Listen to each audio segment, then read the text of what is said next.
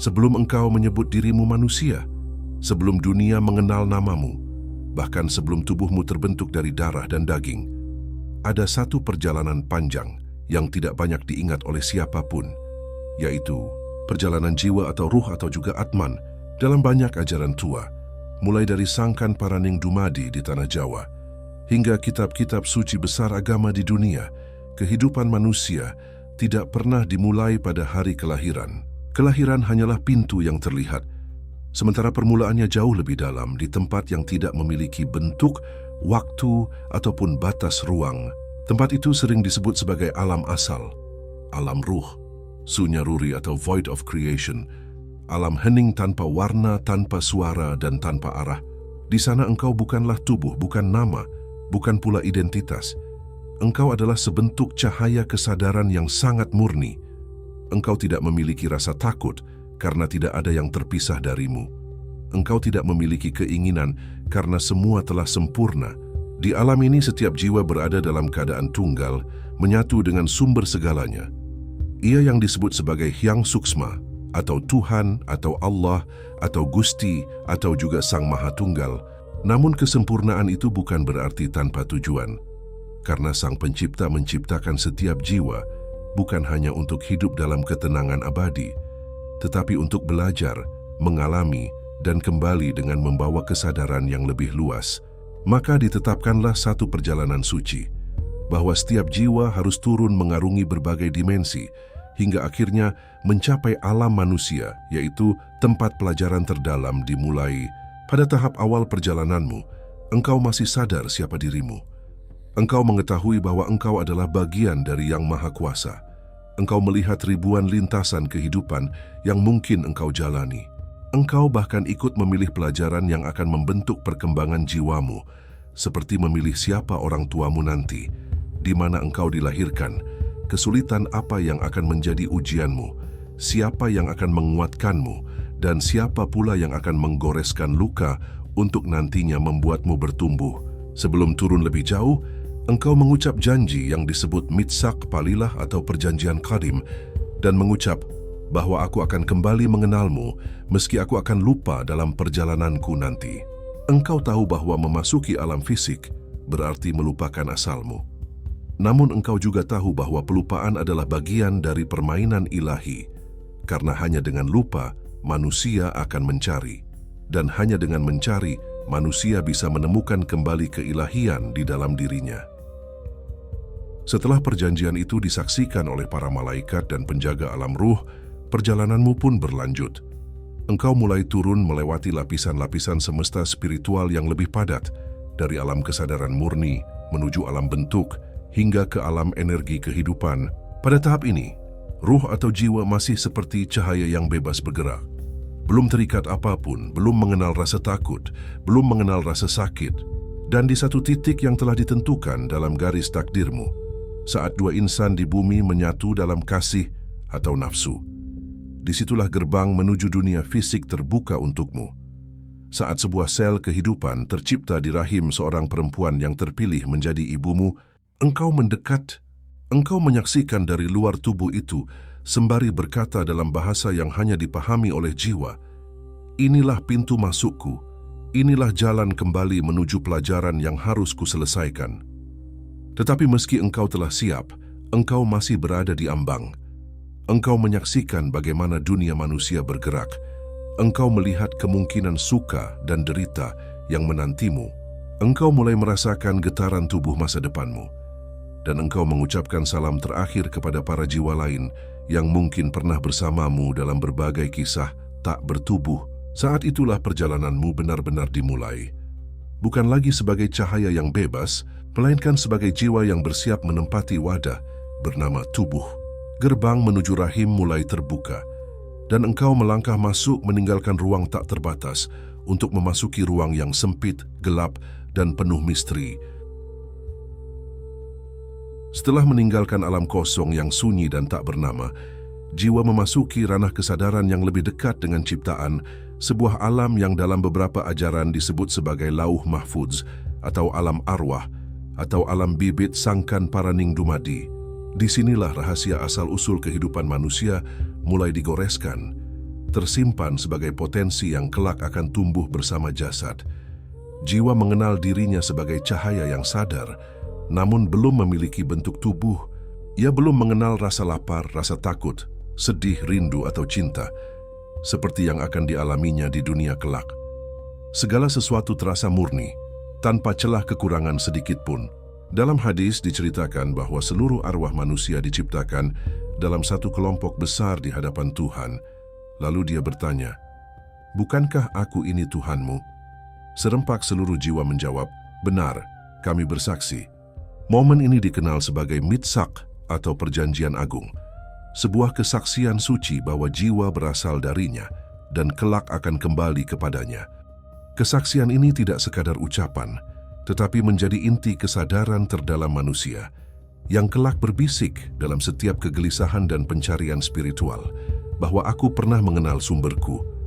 Ajaran kejawen menggambarkan bahwa di alam ini manusia masih berupa urip sejati, hidup murni tanpa keterikatan tubuh. Dalam konsep Sangkan Paraning Dumadi, jiwa diibaratkan sebagai bibit yang kelak ditanam di dunia, dengan tujuan menemukan dirinya kembali dalam bentuk paripurna. Sementara itu, dalam tradisi Hindu, tahap ini menyerupai Atman yang masih sangat dekat dengan Brahman. Dengan cahayanya utuh dan suci, disinilah perjalanan jiwa tidak hanya pasrah, tetapi juga memilih. Ia memilih garis kehidupan, pelajaran yang ingin ditempuh, keluarga yang akan menjadi wadahnya, serta tantangan dan luka yang harus dilalui sebagai sarana penyucian. Beberapa ajaran Kabalah menyebut bahwa jiwa turun ke dunia untuk memperbaiki kekurangan dari kehidupan sebelumnya, sebuah misi yang disebut tikkun. Sementara Buddhisme melihat bahwa kelahiran kembali merupakan bagian dari rangkaian karma yang harus dituntaskan hingga mencapai pencerahan. Jiwa menyadari bahwa dunia kelak bukan taman yang selalu sejuk, tetapi penuh ujian yang membentuk kematangan jiwa itu sendiri. Ia mengetahui bahwa ia akan menangis saat pertama kali menghirup udara dunia, namun tetap memilih untuk turun, karena dalam setiap jiwa tertanam kerinduan untuk menyempurnakan, untuk kembali kepada Sang Pencipta dengan kualitas kesadaran yang lebih tinggi. Ketika waktunya tiba, sebuah panggilan halus memantul di kedalaman jiwa. Cahaya yang murni itu mulai bergerak melalui jalur rahasia penciptaan manusia. Ia menyiapkan diri meninggalkan alam luas menuju ruang paling kecil dan gelap, yaitu rahim. Suatu tempat yang akan menjadi sekolah pertama kehidupan, tempat ia belajar diam, tumbuh, dan menunggu waktu lahir untuk menyapa dunia yang baru. Ketika keputusan telah dibuat di alam ruh, jiwa bersiap untuk perjalanan yang jauh berbeda dari keabadian sebelumnya. Di hadapannya terbentang sebuah gerbang yang mengarah pada dunia materi, dunia yang penuh batas dan perubahan. Gerbang ini sering digambarkan sebagai jalur yang sangat halus, seperti sinar cahaya yang menembus ruang tanpa hambatan. Dalam ajaran Ma'rifat, tahap ini disebut turunnya ruh ke dalam qadar dan kodo, memasuki rancangan yang telah dicatat untuknya. Setiap jiwa membawa bekal berupa fitrah, potensi, dan misi yang terbingkai dalam izin Tuhan. Dalam kepercayaan kejawen, jiwa diumpamakan sebagai benih suci yang akan turun melalui jalur Sangkaning Dumadi, menitis melalui ayah sebagai bibit dan ibu sebagai wadah. Proses ini bukan sekadar perpindahan tempat, tetapi juga kontrak kesediaan untuk menjalani peran yang telah ditentukan. Jiwa memahami bahwa kelahirannya akan membawa konsekuensi. Ia harus melupakan banyak hal tentang alam sebelumnya. Memori keabadian diselimuti tabir rahasia agar manusia bisa hidup sebagai makhluk pencari, bukan makhluk yang merasa sudah mengetahui segalanya sejak awal. Kitab suci Abrahamik menjelaskan bahwa malaikat menjaga perjalanan jiwa, memastikan ia tiba pada waktu yang tepat saat penyatuan benih lelaki dan perempuan terjadi. Disinilah jiwa melihat sosok yang kelak menjadi ayah dan ibu, dua manusia yang telah dipilih secara sempurna untuk mendukung perjalanan hidupnya. Tidak ada yang kebetulan, meski terkadang kehidupan kelak terasa pahit. Bahkan dalam keluarga yang tampak tidak ideal, tersimpan pelajaran dan hikmah yang tak dimiliki oleh tempat lain. Sebelum memasuki rahim, jiwa biasanya diberitahu tentang garis besar takdirnya, rezeki yang telah ditakar, usia yang telah ditentukan, pertemuan dan perpisahan yang akan dialami, serta ujian yang harus dilewati. Dalam hadis riwayat Muslim dijelaskan bahwa saat ruh ditiupkan, malaikat mencatat 4 perkara: rezeki, ajal, amal perbuatan, dan apakah ia kelak bahagia atau sengsara. Namun, segala kepastian itu tetap memberi ruang untuk usaha dan doa. Manusia diberi kehendak untuk memilih jalan di antara takdir yang telah dibentangkan. Perjalanan masuk ke alam rahim digambarkan penuh ketundukan. Jiwa mulai menyusut dari bentuk cahaya yang luas menjadi titik kesadaran yang sangat kecil. Mengikuti hukum kehidupan biologis, ia bergerak dari cakrawala kesucian menuju tempat yang gelap dan sempit. Namun justru dari ruang sempit itulah kehidupan akan berkembang. Pada detik penentuan, jiwa turun bersama tetesan kehidupan, bergabung dengan benih fisik yang kelak menjadi tubuhnya. Dan begitu pintu itu terbuka, dimulailah tahap paling awal dari perjalanan menuju kelahiran, yaitu pertumbuhan dalam kandungan. Saat jiwa resmi memasuki benih kehidupan, alam barunya sangat berbeda dari apapun yang pernah ia rasakan. Tidak ada lagi keheningan luas tanpa arah. Kini ia berada pada titik awal tubuh jasmaninya. Dalam sains, fase ini disebut pembelahan sel dan pembentukan zigot hingga embrio. Tetapi dalam kacamata spiritual, ini adalah tahap menyatu dengan unsur bumi yang membangun tubuh manusia.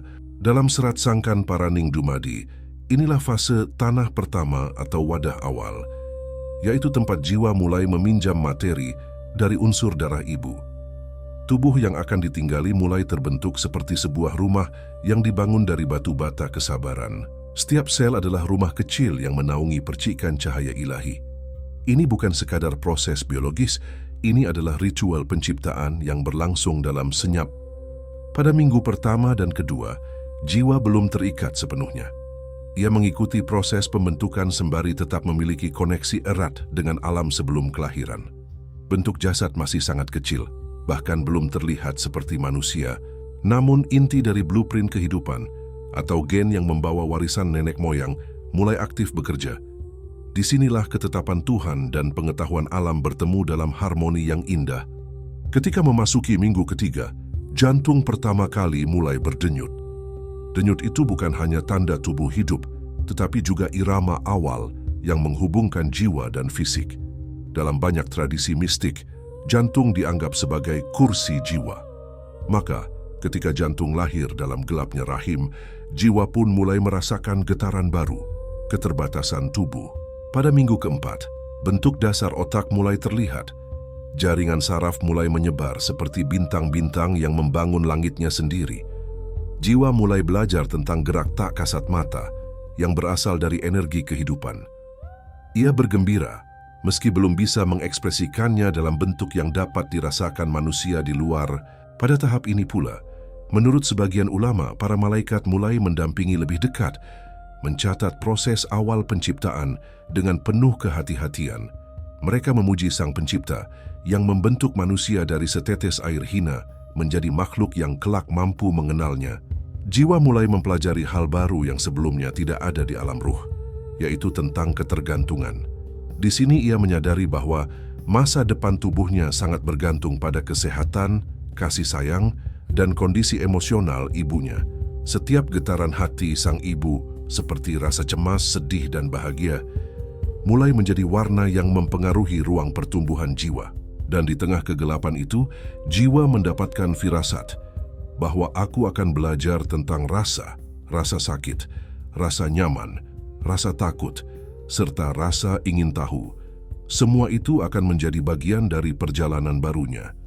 Dan meski ia masih berada di awal perjalanan, jiwa sudah mulai mengerti satu hal penting, yaitu hidup bukan lagi tentang kesempurnaan, tapi tentang pertumbuhan. Biarpun lambat atau lemah, namun selalu bergerak maju. Memasuki bulan kedua hingga ketiga dalam kandungan, perjalanan jiwa semakin dalam. Tubuh yang dulu hanya segumpal benih, kini mulai menampilkan rancangan kemanusiaan yang lebih jelas. Tangan dan kaki mulai muncul seperti tunas pohon yang mencari arah. Mata, telinga, dan lidah mulai terbentuk, meski belum bisa berfungsi dengan sempurna. Namun jiwa sudah mulai memahami bahwa setiap bagian tubuhnya kelak akan menjadi jembatan antara dunia materi dan kesadaran yang ia bawa dari alam sebelumnya. Pada periode ini dalam filsafat Jawa Sangkan Paraning Dumadi, ini disebut tahap tercurahnya air kehidupan. Seluruh proses berjalan mengikuti hukum Tuhan yang begitu rapi, tanpa pernah salah alamat. Unsur cair menjadi unsur dominan dalam diri. Ia mengalir, membersihkan dan menyatukan. Air ketuban menjadi lautan suci pertama yang mengajari jiwa tentang kepercayaan dan keamanan. Jika sebelumnya ia bebas melayang dalam alam tak berbatas, kini ia belajar merasa aman di ruang terbatas. Ini adalah pelajaran spiritual pertama tentang penerimaan. Walaupun tubuhnya masih rapuh, otak mulai mengirimkan sinyal-sinyal awal. Sistem saraf berdenyut, menciptakan sensasi pertama yang sangat halus, gerakan kecil yang bahkan sang ibu mungkin belum menyadarinya. Jiwa berlatih menjadi penghuni tubuh. Ia meraba batasnya sendiri. Ia mulai mengerti bahwa keberadaannya kini terbungkus oleh daging, darah, dan tulang. Dalam konsep agama dan keyakinan tertentu, pencatatan awal takdir dimulai. Rezekinya, perjalanan hidupnya, siapa yang akan ia temui, pelajaran apa yang akan ia hadapi. Semua tertulis dalam kitab agung yang hanya dibaca oleh para malaikat dan Tuhan yang Maha Mengetahui. Pada bulan-bulan ini pula, hubungan emosional antara jiwa dan ibu menjadi sangat kuat. Denyut jantung ibu yang berdegup seperti doa tak bersuara menjadi musik pertama yang didengar jiwa. Setiap rasa takut, ibu menjadi guncangan kecil pada dinding jiwanya. Setiap rasa bahagia ibu menjadi cahaya hangat yang menyelimuti seluruh keberadaannya. Mereka mulai berkomunikasi dalam bahasa energi, bahasa yang jauh lebih tua dari kata-kata. Jiwa juga mulai merasakan bahwa ia tidak sendirian. Ada kehidupan yang lebih besar yang menunggu di luar rahim, dan ia akan tiba pada waktunya. Namun untuk saat ini, pelajaran yang ia terima masih sederhana. Jiwa belajar tentang harapan dan juga ketakutan. Jiwa belajar tentang kedekatan dan juga ketergantungan. Pelajaran ini kelak membentuk dasar bagaimana ia mencintai, mempercayai, dan bertumbuh. Sementara itu, Sang Pencipta terus membentuknya dengan teliti. Tak ada kesalahan desain, semua bagian tubuhnya dirakit dengan tujuan. Ia tidak diciptakan secara kebetulan, meski nanti dunia luar mungkin membuatnya meragukan itu. Segala yang terjadi di tahap ini adalah kontrak awal kehidupan. Hubungan tubuh dan jiwa sedang dipatri dengan kuat. Jiwa harus belajar betah di rumah barunya, meski ia merindukan kebebasan yang dulu ia miliki. Pada bulan keempat hingga kelima dalam kandungan, perjalanan jiwa memasuki tahap yang penuh keajaiban. Tubuh yang ia tempati kini semakin berfungsi, dan ia mulai merespons dunia fisik untuk pertama kalinya. Dalam ajaran Sangkan Paraning Dumadi, tahap ini disebut munculnya rasa sejati. Jiwa sudah tidak lagi hanya menghuni tubuh, tetapi mulai mengaktifkan kesadaran yang akan menjadi fondasi hidupnya kelak. Sistem syaraf berkembang cepat, otak membentuk jutaan sambungan yang menjadi pusat perekaman pengalaman. Ia mulai mengenali rangsangan, suara, gerakan, suhu, bahkan emosi ibunya. Detak jantung ibu yang dulu hanya menjadi musik tanpa bentuk, kini terdengar lebih jelas. Saat ibu gelisah, detaknya berubah menjadi lebih cepat dan jiwa merasakan gelombang kecemasan itu menggetarkan alam kecilnya. Saat ibu bahagia, denyut itu melambat dan menjadi irama yang menenangkan. Jiwa memahami bahwa ia dan ibu adalah satu kesatuan emosi. Apa yang dirasakan ibu adalah pelajaran pertama tentang kehidupan. Pada periode ini, mata janin juga mulai mampu menangkap cahaya. Ia belum bisa melihat wujud, tetapi ia mengerti perbedaan terang dan gelap. Inilah simbol spiritual bahwa kesadaran mulai menemukan arah cahaya. Meski masih tersembunyi dalam rahim, ia belajar bahwa dunia luar memiliki informasi yang lebih luas dibanding ruang air yang kini menjadi tempat tinggalnya. Ia juga mulai menghisap jari. Gerakan sederhana ini kelak menjadi modal untuk menyusu setelah lahir, tapi pada lapisan makna yang lebih dalam. Ia sedang belajar menenangkan dirinya sendiri, belajar menghadapi rasa tidak nyaman, rasa lapar, atau rasa terasing dalam perubahan tubuhnya yang berkembang begitu cepat. Dalam beberapa kitab agama, pada fase inilah pencatatan perjalanan jiwa semakin detail.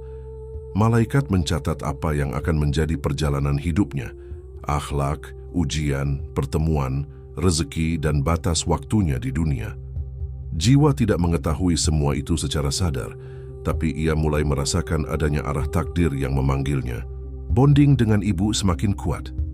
Jiwa mulai menyadari bahwa ia dicintai atau sebaliknya, ditunggu dengan kecemasan. Semua mendarah dalam tubuhnya dan memengaruhi karakter kelak.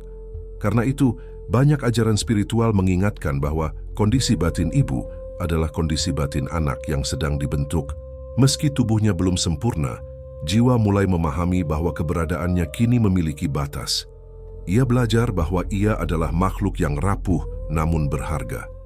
Ada tanggung jawab besar yang menunggunya kelak, yakni menjadi manusia yang membawa cahaya ilahi dalam dunia yang penuh ujian. Dan semakin ia tumbuh, semakin ia sadar bahwa waktu keberadaannya di rahim tidak akan lama. Pintu menuju kehidupan dunia perlahan-lahan membentuk jalannya. Namun sebelum itu terjadi, jiwa masih harus melalui beberapa pelajaran penting tentang makna hubungan, tentang amanah, tentang cahaya fitrah yang tidak boleh padam saat kelahiran tiba. Memasuki bulan ke-6 hingga ke-7 dalam kandungan, jiwa menjalani fase yang sangat penting dalam evolusi kesadarannya. Tubuhnya kini tidak lagi sekadar berkembang, melainkan mulai benar-benar berfungsi. Organ-organ utama seperti jantung, paru-paru, dan sistem saraf semakin matang. Dan jiwa mulai mendengar suara dunia luar. Suara ibu menjadi suara yang paling sering terdengar. Suara itu menembus lapisan daging dan air ketuban, masuk langsung ke dalam kesadaran jiwa. Ia belajar membedakan ketika ibu berbicara lembut atau sedang menahan emosi. Ia mulai mengingat pola suara itu, sebuah ingatan awal yang akan membuatnya merasa aman setelah ia lahir. Disinilah indera perasa dan sentuhan berkembang lebih jelas. Saat ibu mengusap perutnya, jiwa merasakan kasih sayang dalam bentuk gelombang energi yang halus namun begitu dalam. Sentuhan itu bagai doa yang menenangkan jiwanya dari segala rasa takut yang tidak kasat mata. Pada masa ini pula mimpi pertama mulai muncul. Otak kecilnya memasuki fase REM, Rapid Eye Movement, dan para ahli meyakini bahwa janin mulai mengalami mimpi. Mimpi itu mungkin sederhana, sensasi gerak, cahaya, atau suara. Namun lebih dari itu, mimpi adalah isyarat bahwa jiwa sedang belajar mengenali realitasnya sendiri. Dalam filsafat Sangkan Paraning Dumadi, ini merupakan tahap manunggaling rasa lan cahaya. Rasa mulai bersatu dengan cahaya pengetahuan. Jiwa semakin sadar bahwa kehidupannya akan bersinggungan dengan dunia di luar rahim yang jauh lebih luas daripada lautan air ketuban yang kini menjadi tempat ia berkembang. Bahkan emosi ibu kini dapat mengubah ritme gerak janin. Bila ibu cemas, tubuh kecilnya akan mengejang atau gelisah. Bila ibu bahagia, gerakannya lembut seperti tarian. Ikatan batin semakin terbentuk, bukan sekadar ikatan biologis, melainkan ikatan energi yang akan terus terpatri sepanjang hidup. Dalam beberapa ajaran agama, fase ini adalah fase pematangan ruh. Saat malaikat-malaikat penjaga terus mendampingi, menguatkan nur yang ia bawa, dan memastikan fitrahnya tetap terjaga dari kegelapan. Karena dalam keyakinan luas, setan atau energi destruktif mulai mencoba mengganggu jiwa agar kelak ia mudah goyah setelah terlahir. Jiwa pun semakin sering bergerak. Ia menendang bukan hanya karena refleks, tetapi karena ia ingin berkomunikasi dengan dunia luar. Ia mulai memahami bahwa hidup bukan hanya tentang menerima pelajaran, tetapi juga menyampaikan sinyal-sinyal keberadaannya. Ia berlatih mengekspresikan diri meski masih dalam bentuk gerakan kecil, dan ketika waktu terus berjalan, jiwa semakin yakin bahwa perjalanannya hampir mencapai tahap berikutnya. Tahap di mana ia harus bersiap menghadapi dunia fisik yang keras dan penuh misteri. Namun sebelum tirai kelahiran terbuka, masih ada satu pelajaran penting yang menanti. Pelajaran tentang kesadaran akan dirinya sendiri sebagai calon insan yang membawa amanah langit ke dunia. Memasuki bulan ke-8 hingga ke-9 dalam kandungan, sebuah kesadaran baru mulai bangkit dalam diri jiwa. Ia tidak lagi hanya merespon stimulus dari luar, tetapi mulai bertanya dalam diam, "Siapakah aku? Kemana aku akan pergi?" Pada titik ini, tubuhnya sudah hampir sempurna.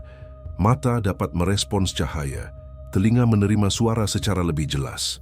Denyut jantungnya mengikuti ritme emosi yang ia rasakan. Dan di dalam keterbatasan ruang rahim, ia mulai merasakan keterdesakan sebuah kiasan dari perjalanan hidup yang akan ia alami setelah terlahir. Dalam ajaran mistik Nusantara, fase ini disebut sebagai tahap kebangkitan diri, di mana jiwa menyadari bahwa ia akan segera meninggalkan tempat yang sangat aman untuk memasuki dunia yang penuh ujian. Fase ini adalah pelajaran besar mengenai keberanian. Ia mulai mengenal rasa takut. Ketakutan bukan karena ancaman nyata, tetapi karena ia akan menghadapi yang tidak ia ketahui. Jiwa yang dulu terbang bebas di alam cahaya, kini akan menanggung beban tubuh, beban emosi, beban pilihan, dan bebannya sebagai makhluk yang harus belajar dengan penuh keterbatasan. Tetapi, pada saat yang sama sebuah cahaya harapan bersinar kuat dalam dirinya. Ia mulai mengingat kembali tujuan tertinggi yang diberikan oleh Sang Pencipta sebelum ia turun ke dunia. Ia teringat pesan yang dulu disampaikan oleh para malaikat penjaga. Engkau lahir untuk belajar mencintai dan mengenal Tuhanmu melalui setiap pengalaman yang engkau jalani. Maka meskipun ketakutan hadir, semangat untuk menjalankan misi jauh lebih kuat. Jiwa sadar bahwa ia tak datang ke dunia secara kebetulan. Ada nama yang kelak akan menjadi identitasnya, ada keluarga yang menunggu kedatangannya. Ada perjalanan panjang yang harus ia tempuh, berisi tawa dan air mata, keberhasilan dan kegagalan. Di usia kandungan ini, kesadaran fisik dan mental sudah hampir menyatu sempurna. Ia mulai dapat mengatur gerak tubuhnya secara sadar. Ia menggeliat bukan sekadar refleks, tetapi sebagai upaya menciptakan ruang bagi dirinya dalam persiapan menghadapi kelahiran. Secara spiritual, ini adalah fase penyegelan cahaya, di mana potensi dan bakat bawaan ruh diikat kuat dalam tubuh agar tidak hilang begitu saja ketika ia terpapar dunia luar. Namun bersamaan dengan itu, tabir lupa mulai dipasang. Ia mulai melupakan sebagian besar dari alam asalnya, termasuk kesempurnaan pengetahuannya sebelum turun ke rahim. Tabir ini dibutuhkan agar ia tidak menjadi makhluk yang sombong dan tetap menjalani proses belajar sebagai manusia yang rendah hati. Kini waktunya kelahiran mendekat. Jiwa mulai mempersiapkan diri untuk meninggalkan alam yang selama berbulan-bulan ia kenal sebagai rumah. Ia mendekap erat setiap pelajaran, rasa dan kehangatan dari dalam rahim. Langit telah menentukan saatnya. Pintu kehidupan akan segera terbuka. Rahim yang selama ini menjadi tempat paling aman kini mulai berubah. Gerakan yang dulu leluasa kini terasa sempit. Tekanan semakin kuat, seperti alam memberi tanda. Waktumu hampir tiba. Disinilah manusia merasakan ketakutan pertamanya sebagai makhluk fisik. Jiwa yang dulu melayang bebas, kini merasakan dinding menekan dari segala arah. Ia seakan diusir dari rumah yang begitu ia cintai. Cahaya samar mulai memancar dari ujung lorong sempit, tempat ia akan melewati gerbang kelahiran. Banyak tradisi spiritual menyebut momen ini sebagai kematian pertama, sebab jiwa harus meninggalkan kenyamanan untuk dilahirkan ke dunia penuh risiko. Dan kelak, saat manusia meninggalkan dunia fisik, ia akan mengalami kematian kedua, yaitu kelahiran kembali ke alam cahaya. Dua peristiwa ini memiliki pola yang sama, sempit dan gelap, lalu bertemu cahaya. Inilah siklus yang Tuhan tetapkan untuk semua makhluk hidup. Dalam ajaran kejawen Sangkan Paraning Dumadi, momen ini disebut Sangkaning Dumadi, titik peralihan dari alam benih ke alam nyata. Sementara dalam hadis agama tertentu disebut, malaikat meniupkan unsur kehidupan penuh ke dalam diri manusia. Ruh, akal, rezeki, nasib dan ajal, semuanya telah ditetapkan. Ia tinggal menjalani dan mengungkap rahasia perjalanan itu melalui pilihan-pilihan hidupnya. Tekanan kontraksi ibu mulai dirasakan sebagai gelombang yang membawa pesan, majulah, jangan takut. Dan setiap dorongan yang menyakitkan bagi ibu adalah dorongan kebangkitan bagi sang bayi. Disinilah jiwa belajar pelajaran bahwa untuk lahir menjadi kuat, engkau harus berani meninggalkan zona nyamanmu. Jiwa mulai merasakan suara-suara asing. Suara tangis, teriakan, dan komando dari manusia luar. Semua itu terdengar seperti gemuruh yang mengacaukan ketenangan yang ia kenal selama ini. Ketika tubuh manusia kecil ini mulai melewati jalan kelahiran, rasa sakit dan ketakutan mencapai puncaknya. Sistem sarafnya mulai aktif penuh. Nafas pertamanya menanti, cahaya semakin terang, dan keadaan menjadi begitu asing dan menyilaukan. Namun meski penuh tekanan, di dalam jiwa ada keyakinan yang sangat kuat. Ia tahu bahwa ini adalah bagian dari perjalanan yang ia pilih saat menerima amanah untuk hidup sebagai manusia. Saat ia akhirnya keluar ke dunia, udara pertama memenuhi paru-parunya. Ia menangis keras. Tangisan itu bukan hanya tangisan kaget, itu adalah deklarasi pertama bahwa ia hidup dan dibalik semua kehebohan dunia luar, pelukan ibu menyambutnya. Dekapan hangat itu mengabarkan, "Kamu tidak sendiri, aku di sini, Tuhan selalu menjagamu." Begitulah manusia terlahir, dengan tangis penuh ketakutan, namun sekaligus juga dengan harapan yang sangat besar. Karena pada akhirnya, setiap kelahiran adalah kemenangan jiwa yang berhasil menembus gerbang kehidupan. Ketika saatnya tiba, seluruh dimensi bergetar menyambut sebuah peristiwa agung, lahirnya seorang jiwa ke dunia yang nyata. Setelah melalui proses panjang dalam rahim, belajar tentang kedekatan, kasih, dan perlindungan, jiwa kini didorong keluar dari pintu sempit kelahiran. Detik pertama menghirup udara, tangisan pun pecah, bukan sekadar tanda kehidupan, melainkan penegasan bahwa ia telah resmi memasuki alam ujian. Cahaya dunia terasa menyilaukan, suara terdengar pecah dan keras, padahal sebelumnya ia hidup dalam harmoni keheningan yang penuh kehangatan. Namun bersamaan dengan kelahirannya, tabir lupa diturunkan oleh Tuhan.